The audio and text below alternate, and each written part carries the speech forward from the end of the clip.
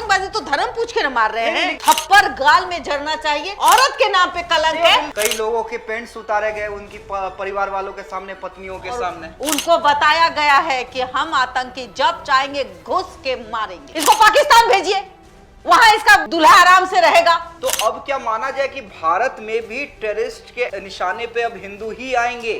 शायद उस अभागी को पता नहीं था कि मैं वहां जाऊंगी घूमने और मेरा पति मेरे आंखों के सामने मारा जाएगा। शादीशुदा महिला हो, शर्म नहीं आती? निर्लज्ज औरत, इसके पति के साथ कुछ होगा तो उछल उछल के आएगी बोलने के लिए। सबूत दीजिए। तू होती कौन है सबूत देने वाली? पूछने वाली होती कौन है? राहुल गांधी हो, प्रियंका गांधी हो, तेजस्वी यादव हो, तमाम लोग सरकार के साथ खड़े हैं। चिराग पासवान का भी बयान आया है, उन्होंने भी कहा है कि इंतजार कीजिए, इस काराना हमले का जवाब ऐसा दिया जाएगा कि सबके होश ठिकाने आ जाएंगे।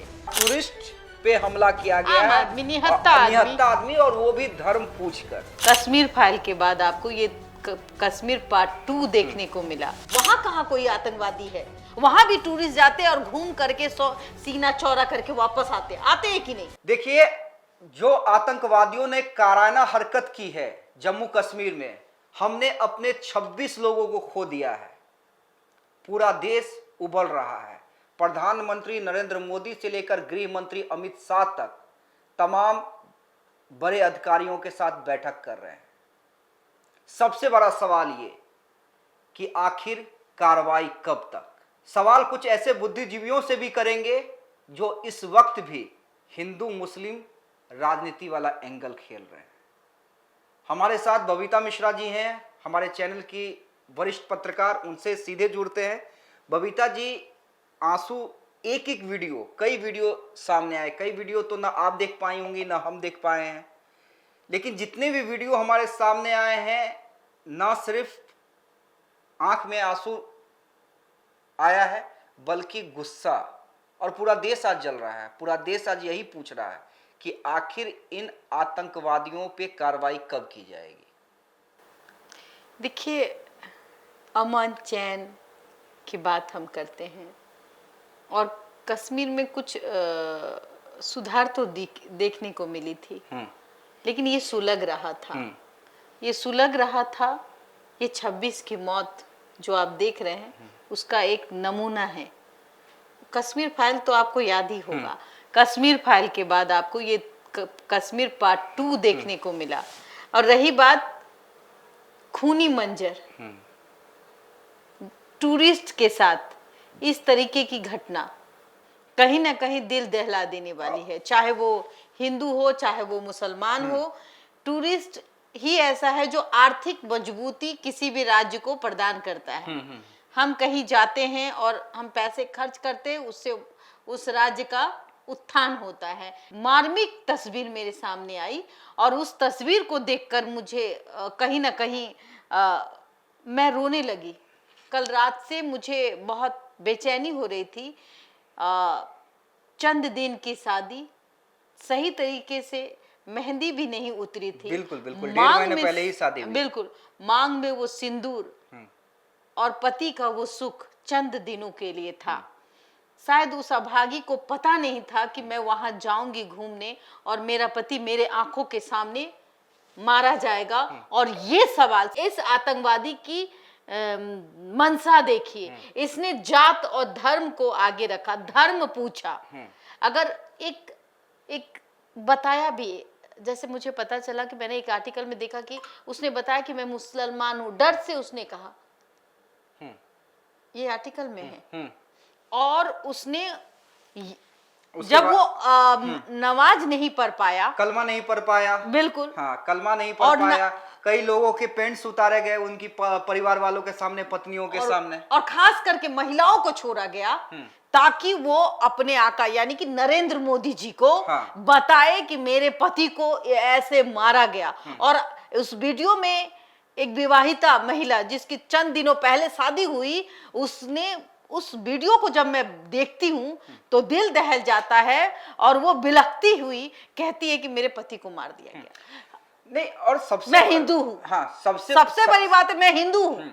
सबसे बड़ा सवाल तो यहाँ पे ये भी बन रहा है, क्या कोई आतंकवादी, पहली दफा हम देखें कि कोई आतंकवादी हिंदू बोल करके धर्म के आधार पर किसी को मौत के घाट उतार दे। नहीं, और क्या ये माना जाए कि अब जिस तरह से इस्लामिक कंट्री में तो वैसे ही हिंदू टारगेट पे हैं, तो अब क्या माना जाए कि भारत में भी टेररिस्ट के निशाने पे अब हिंदू ही आएंगे? क्योंकि पहले हम देखा करते थे कि जब आतंकी हमले होते थे तो भाई हर धर्म के लोग, क्योंकि भाई अटैक हुआ है तो सबके साथ हुआ है। उसके अलावा जम्मू कश्मीर में टारगेट जो है सेना को किया जाता था। पहली बार टूरिस्ट पे हमला किया गया है, निहत्था आदमी, और वो भी धर्म पूछकर। तो ये क्या खतरे की घंटी है? और खतरे की घंटी है तो एक सवाल तो ये भी बनता है कि जो हमारा इंटेलिजेंस है वो कर क्या रहा था, जिसपे अरबों रुपए खर्च होते हैं। ये सवाल तो आज देश पूछ रहा है। बिल्कुल, खुफिया विभाग है हमारे यहाँ, जिस तरीके से हम बहुत तैनात रहते हैं कि हमारे यहाँ एक परिंदा भी पर ना मार पाए। ये एक पोल खुली कि बहुत आसानी से कोई भी हमारे सरहद को पार क्रॉस कर जाता है और उसका बस चले तो वो बम मैन बन जाए। नहीं, क्योंकि कहा जा रहा है कि 2 तो लोकल आतंकी थे, 4 आतंकवादियों की बात कही जा रही है कि 2 लोकल आतंकवादी थे और 2 बाहर के थे, यानी 2 विदेशी थे, यानी कहीं ना कहीं वो सीमा पार करके यहाँ पे आए थे। अरे तो बगैर मिली भगत के अंदर में जब तक कोई किसी से मिलता नहीं है तब तक आप कैसे किसी मकसद को अंजाम तक पहुंचाएंगे? और उनका मकसद क्या था? सिविल लोगों को टारगेट करना।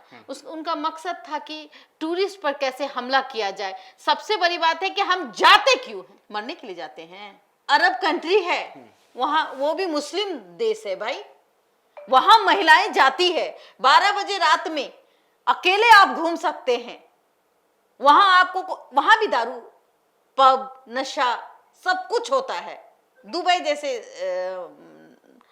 कंट्री की मैं बात करूं तो आप जब जाएंगे रात तक दुबई चमकती है, और जब वहां पर रात में क्लब्स है, पब है और वहां लोग पीते हैं, लेकिन उनको पता होता है कि हमें ये काम नहीं करना है, हमें वहां के कानून को नहीं तोड़ना है, हमें किसी महिला को टच नहीं करना है, चाहे आप कितना भी पिए हुए हैं। वहां ये इन महिलाओं के साथ इस तरीके से बर्बरता नहीं होती, चाहे वहां के पुरुषों में आपस में मारपीट नहीं होता, ना ही कत्ले आम होती है। वो भी तो मुस्लिम कंट्री है, कुछ सीखिए ना वहां से। वहां कहाँ कोई आतंकवादी है? वहां भी टूरिस्ट जाते हैं और घूम करके सीना चौड़ा करके वापस आते हैं कि नहीं? चलिए आप वहां नहीं गए, आप कश्मीर में जा रहे हैं, कहाँ जा रहे हैं? लेकिन आतंकवादी तो अच्छे नहीं ना है, आतंकवादी तो धर्म पूछ के न मार रहे हैं। लेकिन सवाल ये भी उठता है ना बबीता जी कि आतंकवादियों के डर से प्रशासन क्या कर रही थी? सबसे बड़ी बात है डर से कि क्या, जिसे देश का जन्नत कहा जाता है, हिंदुस्तान का जन्नत कहा जाता है, दूसरा स्विट्जरलैंड कहा जाता है भाई। तो भाई हम अपने भारत के किसी भी सीमा में क्यों ना जाए? तो आतंकवादियों के डर से। और ये डर तो है ना, डर है तो भाई आप क्या बात करते? डर नहीं, आपको सिक्के में डर लगेगा? नहीं तो डर है तो ये सवाल इंटेलिजेंस, वही मैं कह रहा हूं कि अपने खुफिया एजेंसी से पूछना चाहिए, और आज मोदी जी और अमित शाह से भी पूछना चाहिए कि देश जो आप कहते हैं भनक क्यों नहीं लगी, खुफिया विभाग को भनक क्यों नहीं, एजेंसी को भनक लगनी चाहिए थी। में है तो भाई सुरक्षा है कहां? हमने अपने 26 लोगों की जान को गंवाया है, और सिर्फ 26 नहीं, 26 परिवार की बात मत करिए। 140 करोड़ की आबादी है पूरे भारत में। उन परिवार पर एक तमाचा दिया गया है, उनको बताया गया है कि हम आतंकी जब चाहेंगे घुस के मारेंगे, और वो भी धर्म। इस बार तो ताज्जुब वाली बात है कि धर्म देख के मारेंगे। अच्छा, तमाचा तो नेहा सिंह राठौड़ जैसी महिलाएं भी मार रही हैं, जो अपने आप को बुद्धिजीवी कहती हैं, अपने आप को सो कॉल्ड समाज सेवी कहती हैं। वो कह रही है कि भाई प्रूफ क्या है? ये तो कि कलमा पढ़ा के मारा गया तो धर्म पूछ के मारा गया। साफ उनका इशारा है कि किसी खास पार्टी का एजेंडा चल रहा है यहाँ पे। मुझे लगता है कि ये बिन पेंदी का लोटा है, इसको व्यूज चाहिए, इसको मुर्शिदाबाद में मुंह में अलवा ठूस जाता है, इसको उस समय उसके मुंह में दही जम जाती है, इसके पति के साथ कुछ होगा तो उछल उछल के आएगी बोलने के लिए, लेकिन दूसरे के पति के साथ कुछ होगा तो इसको उस पर कुछ नहीं बोलना। यहाँ बंगाल में इतनी बड़ी घटना घट गई चुप बैठी हुई है, सिर्फ इसको काबा यूपी में, काबा तो बिहार में, ऐसी कुछ बोलती है। ये पगली है। और दूसरी बात है, पगली से भी ज्यादा है, इसको लगता है कि हमारे फॉलोवर्स जो है ना, वो हम इनको प्रभावित करेंगे, इनका ब्रेन वॉश करेंगे। और ब्रेन वॉश कहाँ करते हैं? ये घृणित मानसिकता है। दूसरी बात, ये जो महिला है, ऐसी महिलाओं को 2-4 थप्पड़ गाल में जड़ना चाहिए। इसको समाज का आईना दिखाना चाहिए कि एक महिला होकर के तुम शादीशुदा महिला हो, शर्म नहीं आती? निर्लज औरत, औरत के नाम पे कलंक है। सबसे बड़ी बात है कि एक शादीशुदा महिला है और उसे वो प्रमाणित करने के लिए कह रही है। वो ये कह रही है कि भाई सबूत दीजिए, तू होती कौन है सबूत देने वाली, पूछने वाली होती कौन है? सबसे इंटरेस्टिंग ये है कि मोदी विरोध इतना हावी हो चुका है। और देखिए, मानसिकता, मानसिक बीमारी है इसको। देखिए, सवाल तो हम भी पूछ रहे हैं ना, बतौर पत्रकार हम और आप भी पूछ रहे हैं अपने प्राइम मिनिस्टर से कि भाई सुरक्षा कहाँ है, कब तक आप आतंकवादियों को मार गिराइएगा, कब तक पलटवार कीजिएगा। लेकिन हम उस महिला पे जो तो सवाल नहीं खड़े कर रहे हैं ना, उसके कहे पे तो सवाल नहीं खड़े आप देखिए ना भाई, जो उसको सिखाया गया है। हाँ। सबसे बड़ी बात है, ये निर्लज औरत को देखिए, ये बुढ़ी, इसको 4 दिन, अरे उम्र हो गया है ना, दूध पीता बच्चा नहीं ना है, 16 साल की लड़की ना, 35 साल की बुढ़िया है, तो इसको समझ में नहीं आता। हम लोग भी हैं, तो हम लोग तो इतना अक्ल है ना कि जिस तरीके से उस वीडियो पे वो बिलख बिलख के रो रही है, कभी उसने सपने में नहीं सोचा था कि हम वहां घूमने जाएंगे और हमारे पति को जात धर्म देख के मार दिया जाएगा। बिल्कुल, वो मारवाने गई थी अपने पति को, और वो तो खुद भी कह रही थी कि हमें मार दो। ये वहां जाएगी, पूछिए इसको, भेजिए वहां पर, इसको पाकिस्तान भेजिए, वहां इसका दूल्हा आराम से रहेगा।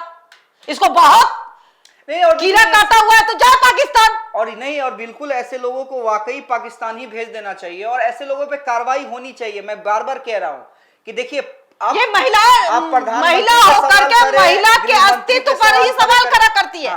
वही मैं कह रहा हूं कि आप प्रधानमंत्री पे सवाल खड़े कीजिए, गृह मंत्री पे कीजिए, किसी राज्य के मुख्यमंत्री पे कीजिए, काबा काबा करते रहिए, कोई फर्क नहीं पड़ता है। लेकिन अगर आप समाज को बांटने की कोशिश करेंगी, अगर आप वाकई हिंदुओं को टारगेट करने की कोशिश करेंगी, आप किसी एक ऐसी महिला पे सवाल खड़े करने की कोशिश जिसके घर में मातम है, जिसके घर में मातम है, जो 1.5 महीने के बाद विधवा हो गई है, और उसके कहे पे आप सवाल खड़े करेंगी, तो सही बात है, आपकी मानसिकता पे इसको पागल खाना भेजना चाहिए, पगली को। वाकई पाकिस्तान में जाकर अब घर ले लेना चाहिए। अच्छा, सबसे बड़ी बात है, पगली है, इसको पागल खाना जाना चाहिए। सबसे हमें तो योगी जी से कहूंगी, यूपी की सरकार से, कि इसको पागल खाना भेज दीजिए।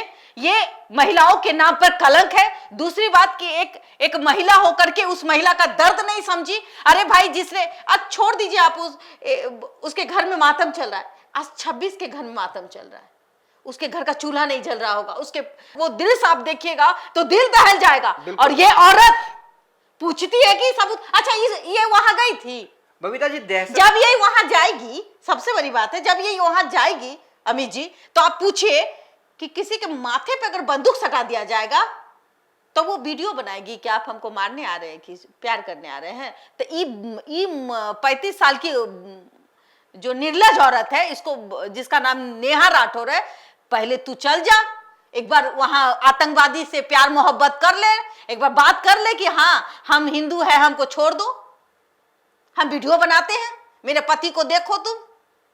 ये ना होना चाहिए। लेकिन इसकी मानसिकता पता है क्या है? इसकी मानसिकता है, ये सिर्फ बीजेपी करते रहती है। ये नहीं सोचते कि 140 करोड़ की आबादी पर एक वार है। नहीं, और दूसरा आप दहशत की बात कर रही थे बबीता जी, दहशत तो इतना था कि जब हमारे सेना के जवान आए उस परिवार वालों को हौसला दिलाने के लिए, प्रोटेक्ट करने के लिए, तब उन लोग से भी परिवार वाले डर रहे थे। परिवार तो बच्चा डर रहा था, मुझे मत मारिए, मुझे मत मारिए। हाँ, बिल्कुल। बाद में उन्हें बताना पड़ा कि हम आपकी सुरक्षा के लिए आए हैं, हम आर्मी से हैं, हम सेना से हैं। तो ये दहशत का माहौल था। अब देखिए, गृह मंत्री भी जब मिले हैं, देखिए चूक तो हुई है और चूक माननी पड़ेगी, और चूक पे भारी चूक है ये। हाँ, जवाब भी देना पड़ेगा। लेकिन आज पूरा देश अपनी सरकार के साथ खड़ा है, और हम ये भी जानते हैं कि जब प्रधानमंत्री अपना दौरा कैंसिल करके भारत लौट चुके हैं, हम ये भी मानते हैं कि जब अमित शाह परिवार वालों से मिले थे तब उनकी आंखें नम थीं।